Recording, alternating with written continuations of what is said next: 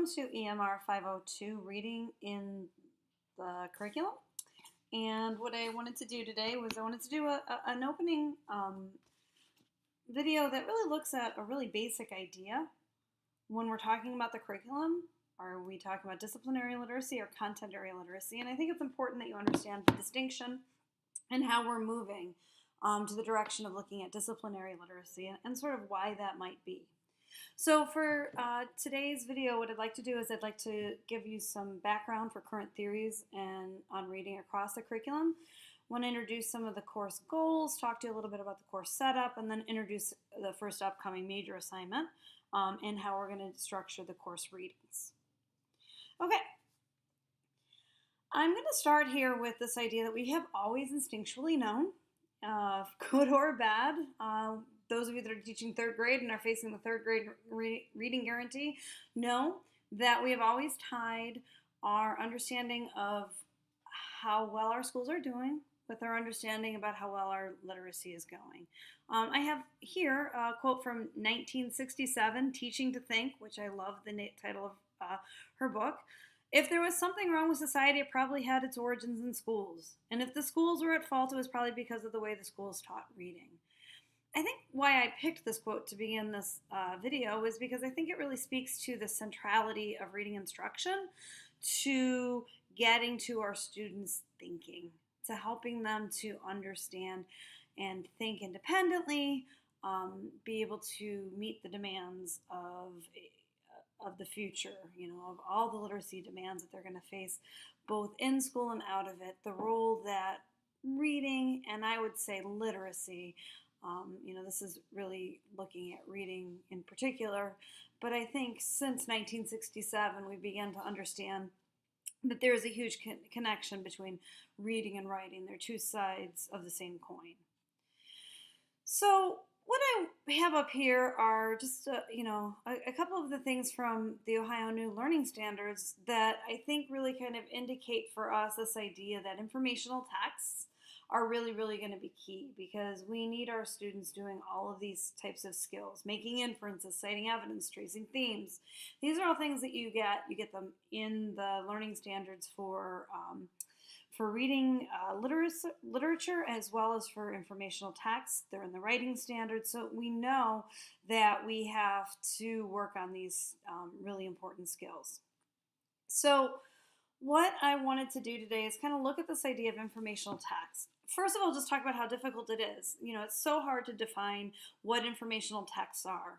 I taught at the high school level for 20 some years, and when the standards first came out, there was a movement to start to bring in quote unquote informational texts into the high school English classroom. And people started to get things like Jeanette Walls' The Glass Castle or James McBride's The Color of Water, and they were bringing in these memoirs, and they were saying, okay, we have informational text, Well, did we just move to a different type of narrative genre? Were these really just, when you're reading something like Jeanette Walls' Glass Castle, are you reading informational text, or are you just reading a true life narrative? Therefore, it's much more of a literary text. And so I think it's really important for us to think about what that term means, informational text, and to think about what we're doing in our own classrooms, because I think informational texts, quite simply, are often not being done in the classroom because we think that simply being nonfiction makes it informational. And I think that that's really kind of a problem that we face. So let's think about before the Common Core for somebody like me, an English teacher. What did the Common Core state standards what are the early standards, the old learning standards, what do they mean for me as a teacher versus what does it mean now? So before the Common Core state standards and then the new Ohio learning standards, the curriculum that I would get would include major works. I want you to teach The Lord of the Flies to our 9th graders. I want you to teach Macbeth to our 11th graders. That there was very much, the literature was very much the focus. What has happened since, and the move that I find absolutely just so life-giving to the literature, because here's the reality. I'm going to read The Lord of the Flies to a bunch of kids and, in 2018, and they're going to look and say, why the heck do I care what happened to a bunch of boys who, were unsupervised after World War II? What's this connection to me? But what this shift has done is it makes me put these texts, this literature, this reading, into conversation so that I might do things like look at a founding document. I think this is John Locke, political philosopher. Look at the political philosophy that maybe could help us understand what was happening, and then think about that philosophy in terms of today's government. Maybe I'm going to look at something multimodal like a TED Talk. I love TED Talks. If you are teaching 4th, 5th grade up, I would definitely look at some TED Talk. TED Ed has some short ones for even the younger students. By junior high and high school, they love TED Talks. Maybe they're going to do some research and they're going to get some informational texts. I'm going to put them on an inquiry path in themselves. And these are all things that, these were ways that I would not have approached the teaching of literature in the beginning part of my career back in the 90s, because that wasn't what was the focus. Today, in our new learning standards, in the Ohio new learning standards and the Common Core state standards, there's so much more sort of a call for us to look at how our literature is in conversation. Did the same thing. If I read Othello, I might look at things like, look at some graphs that think of, so reading Othello back before, it's a, star-crossed lovers, the hubris, the flaw, social pressure, whatever it might be. Well, now I'm going to be able to look at it. I'm going to frame it into a discussion. Maybe I'll look at things and I'll say, okay, what are the wealth gaps in the United States, and what groups are left behind in the social power structure?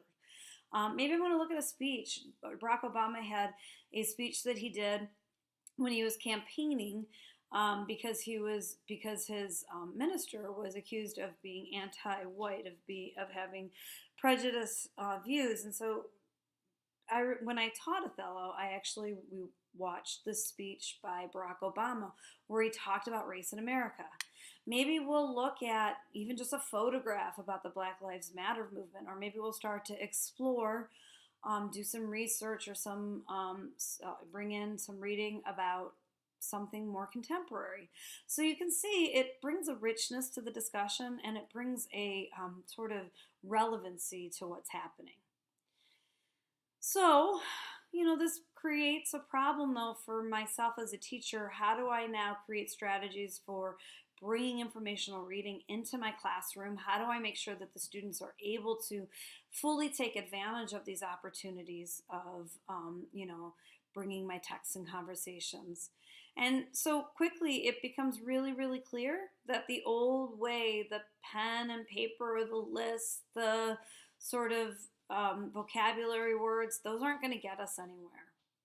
And so we need to think about what has produced the pressure to, what policy pressure has created the need for us to move to these new learning standards, and for us to kind of adapt and adopt new ways of literacy instruction. And so just very quickly, I kind of wanted to go over a little bit of how we got to where we're at, and how reading instruction has always been something that our politicians and policymakers have, seen as central and foundational to school improvement.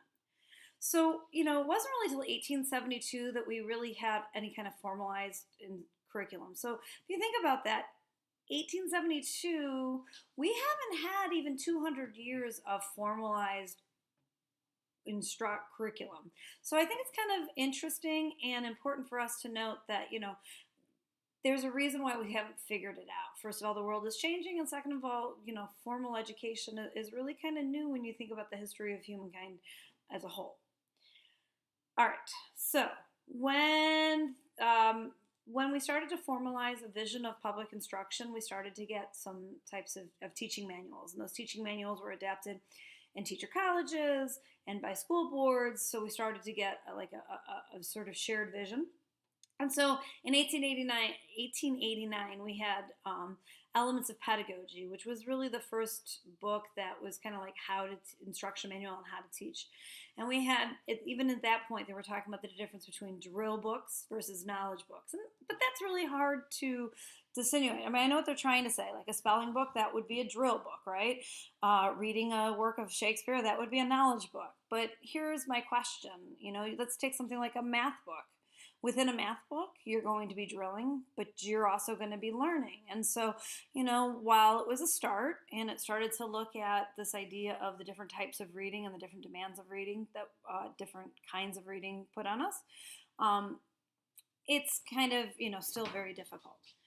In 1965, we really started to focus in on reading instruction as this is where we started to get this idea of it being a national crisis. Title I reading was formed in part because the Cold War and then the space race kind of scared us into this realization that many of our students are leaving unprepared for the technical demands of, at that point, the 20th century. 1983, the rhetoric around this really got ramped up.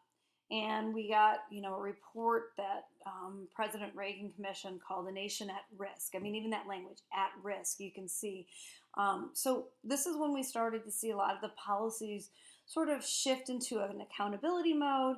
And we started to really see this sort of real strong, critical view being put onto public education.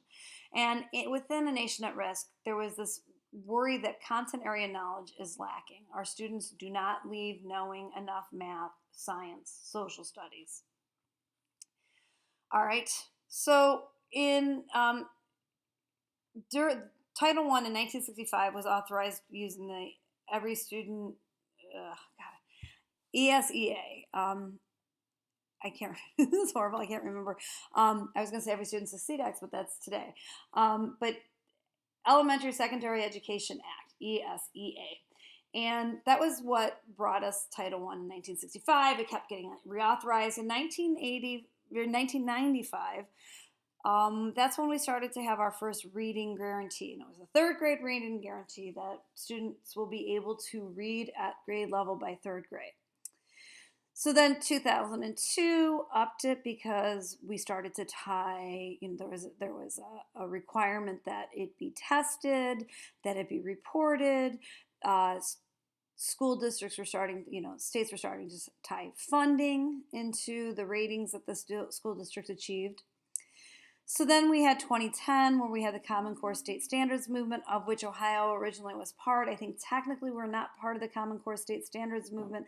However, if you look at our new learning standards in the Common Core, you'll see, we are really essentially functioning as a Common Core State Standard state. So we started to see literacy standards. Specifically, we started to see them across disciplines and the information text. Those became really important. I find it unique that there's literacy standards for science and social studies and technical fields. We started to recognize this whole idea that we're all reading teachers that kind of really became central to the Common Core.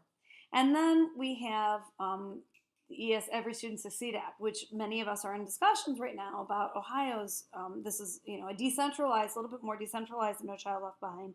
States have more sort of autonomy in how they're going to meet the goals of the standard, but college and career readiness are markers of that. And so again, this idea of being able to prepare them for the reading and literacy demands.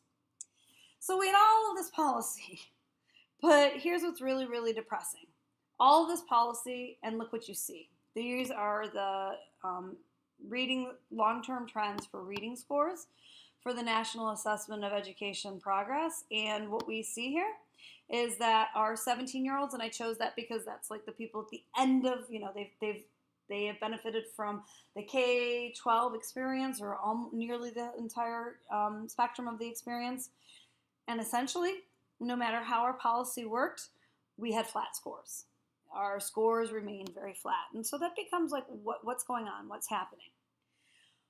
What I think has become problematic and where research is kind of heading now is this idea that really we sort of inherently know that reading requires different things of our readers at different times. I have this from 1954.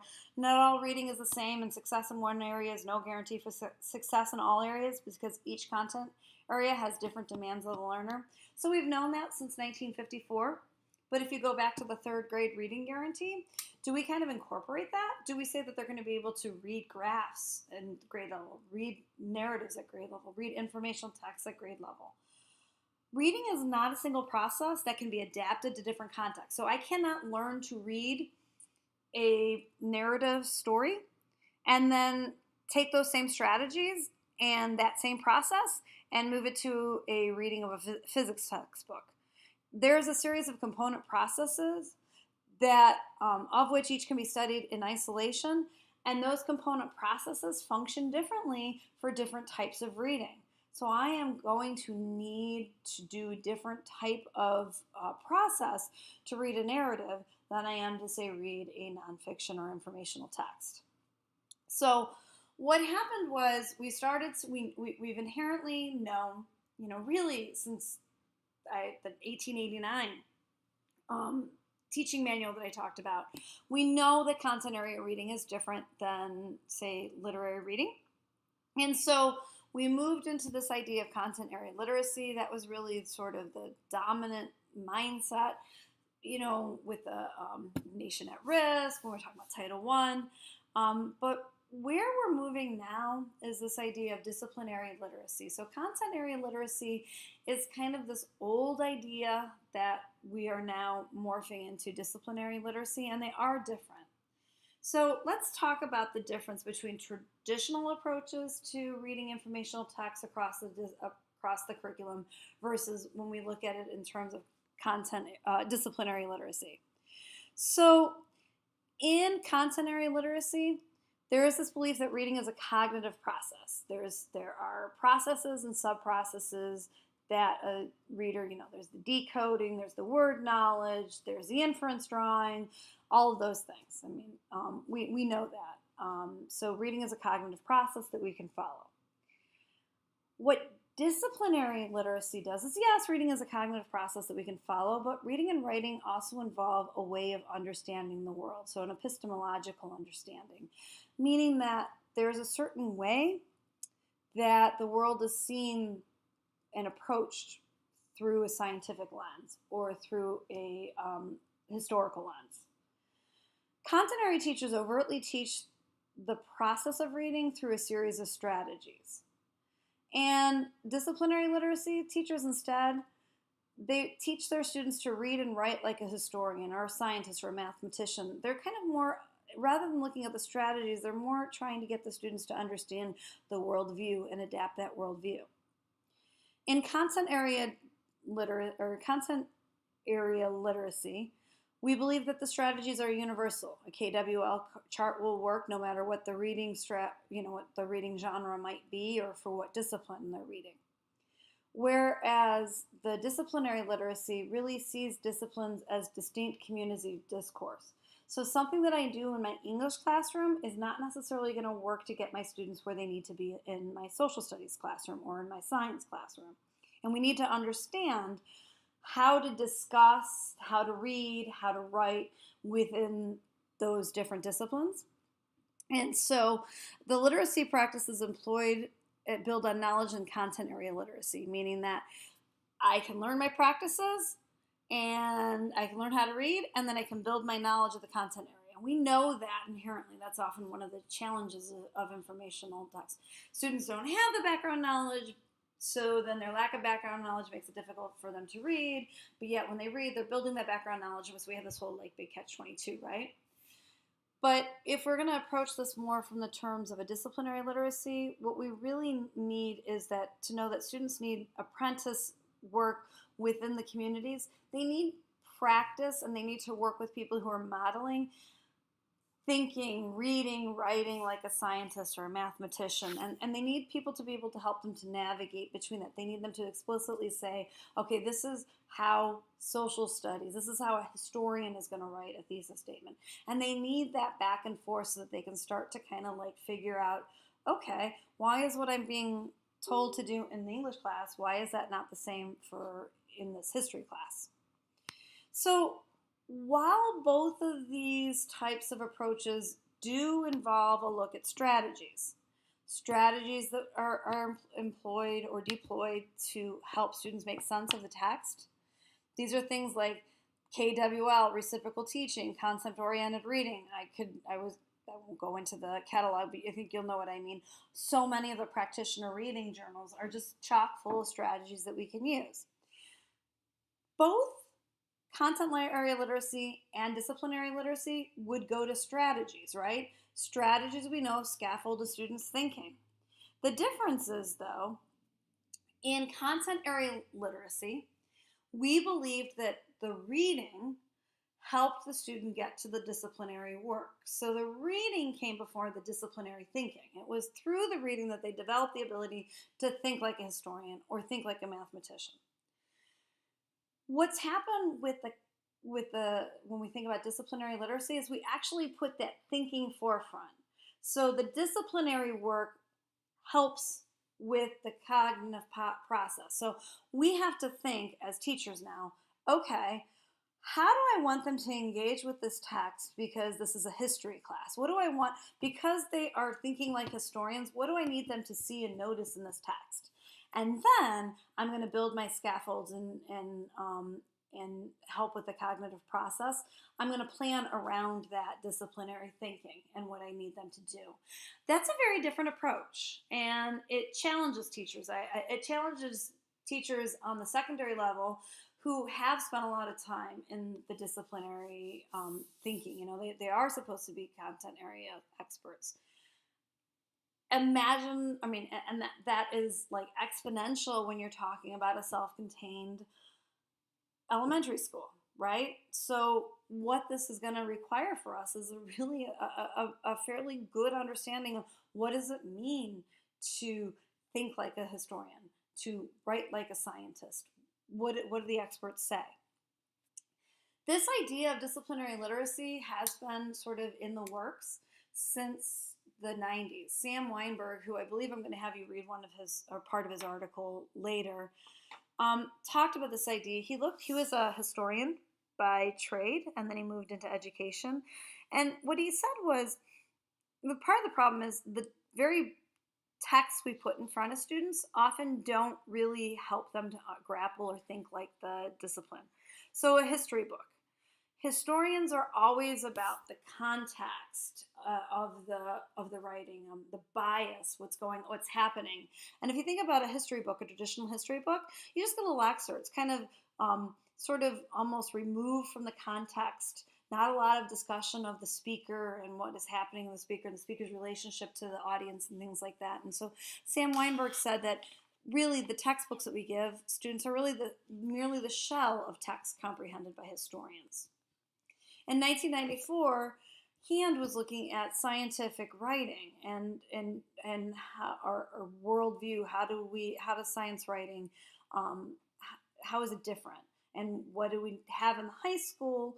Or actually, he was looking at junior high and high school versus what do we have in, within the disciplines like actual scientists. And what they found was that in school settings, we tended to use science simply as a way for students to demonstrate what they learned.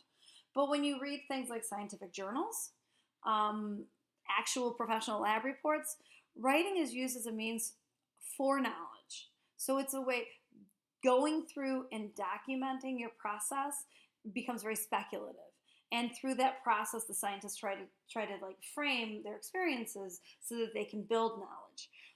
And so he was trying to show there's this huge disconnect between the way professionals in the field write and the way students in classrooms write. So what we have here is we need to engage our students with activities that mirror. There's no way that our students are actually going to experience a lab report that's going to be professional. That's going to be like what happened if they had gone through 8 years of undergrad or of college study in science, right, in cell reproduction or whatever. But what we should be doing is we should be developing activities from a community of experts that may not automatically be transplanted to a body of novices. So what we need to do then is we have to like get to know what do those experts do and sort of think about what can we bring from those literacy practices into our classroom. So Elizabeth Moji, who I know you will read an excerpt from, she came up with this idea of here's our role as teachers. Okay, when we are trying to get our students to think like a historian or a scientist or a mathematician or a English literature critic, what we need to do is we need to engage the student. We need to elicit and engineer their thinking explicitly. So if I am going to be teaching, if I'm going to have them reading like a mathematician, I'm going to be really looking at problem solving. So I'm going to engineer the assignment. I'm going to engineer the reading, what they do with it. I'm going to have them really be problem solving. The next thing she does is she has them examine, like, how is this actually, she explicitly talks about how this is thinking like a mathematician. Examine what you've done in your reading. And finally, evaluate it. Have them like think about how this is different, how reading or writing in one context is different than, say, their English classes. You know, a lot of sort of the ELA classroom kind of becomes sort of the foundation for reading and writing instruction. And so Moji says, you know, really have them push back against, like, why is this different? How is this different? Why did my history teacher tell me that I absolutely, positively cannot have a three-pronged thesis statement when my English teacher was all about that three-pronged English statement or thesis statement? So what we have then are some distinct challenges, right? And this course is not going to answer all of those, but it's going to start to acknowledge and explore. As I mentioned earlier, we have confusion. What exactly is an informational text, right? What are some of the best practices? We know that when we're talking about content area literacy, we're going to be talking about some very specific tier 2 vocabulary words, you know, and they're explicit to the disciplines as well. There are some scientific terms that, you know, that there are things that mean something different in science than history than English. And certainly we need to think about how we might use technology within those disciplines and the role that technology can have in helping us to model some of the discourse practices of the, of the discipline. ELA classrooms are uniquely positioned to really become a place for this work to happen because ELA classrooms always have seen texts in conversation with one another. Generally what they've done is seen them in conversation with each other, one literature text to another.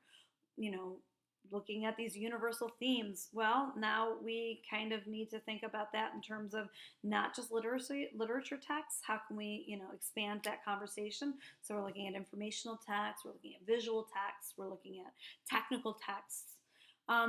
English classrooms have always been where students have been like told to look at rhetorical devices, literacy practices. Here's what goes into a good expository writing. Here's how you set up a dialogue. And so the ELA classroom is a place where discipline-specific literacy can happen, but the challenge is we're sometimes going to bring in historical texts and we're going to bring in scientific texts into an ELA classroom, but we also have some things that we need to cover within the ELA discipline that we want to share with our students as well. So it becomes a challenge.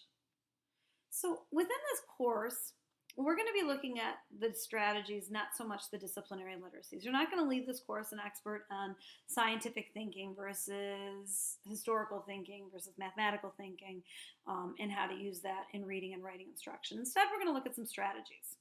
These strategies are adaptable, though, within those disciplinary contexts, okay? So I want you to think about those and frame those.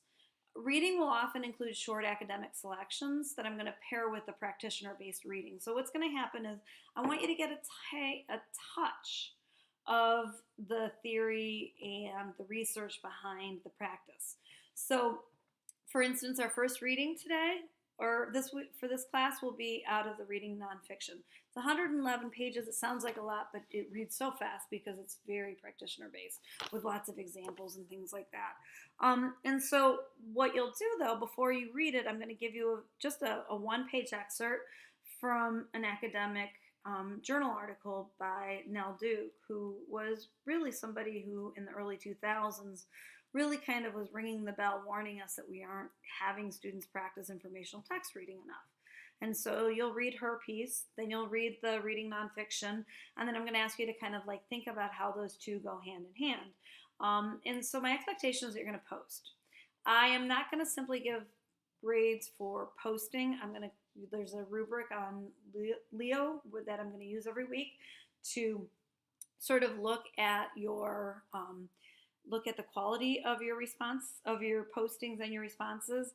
And also know that if you're constantly posting last minute, it's gonna be reflected in the score that you're gonna get in the rubric, because then you're robbing somebody else of the opportunity to respond thoughtfully to your post. So what I will ask you to do when we use the discussion board, I'm going to ask you to post early enough so that students can respond, and I'm going to ask you to respond to at least 2, but certainly more if possible, of your classmates. And then the last thing I wanted to point out to you is all of this is on Leo, but I wanted to point out to you there's really 3 major assignments in this, and I've tried to pace them through the semester. But the first major assignment that I'm going to ask you to do is the vertical view assignment. And the central question for the vertical view assignment is, how can a vertical view of literacy help shape my instructional choices? So I want you to think about that as you read the directions on Leo. But I want you to know some of the aspects of this assignment. You're going to need to find a partner teacher. Ideally, you're going to find a partner teacher who is teaching in a very different context. So if you are working in a kindergarten classroom or a first grade reading classroom, I'd like you to go ahead. You can go up to upper elementary. You can move into junior high or high school. I understand that some of you might be limited by what you can do. So maybe you can look at literacy practice. How is a art teacher having the students write journals, or maybe they're writing critiques? But what I want you to do is I want you to go with a partner teacher who's got a different teaching context or even a different discipline.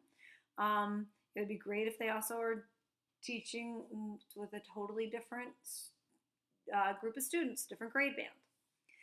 So what you're going to do after you found that partner teacher is you're going to interview them. You're going to observe them for just one classroom. And then you're going to analyze the standards that they need to align their literacy work. When I say standards, I don't mean you don't have to pull up their science standards. You can pull up the literacy standards for science that would be appropriate to the grade that they're looking at. And what you're going to do is you're going to go through all that. You're going to create a little journal of that activity. And then you're going to write a reflection paper, and in your reflection paper, you're going to start to answer those questions, that question. Okay, I have these loaded on these slides loaded on Leo if you are interested. But otherwise, I hope that you have a nice week, and thank you for listening to this, and it should be a good semester.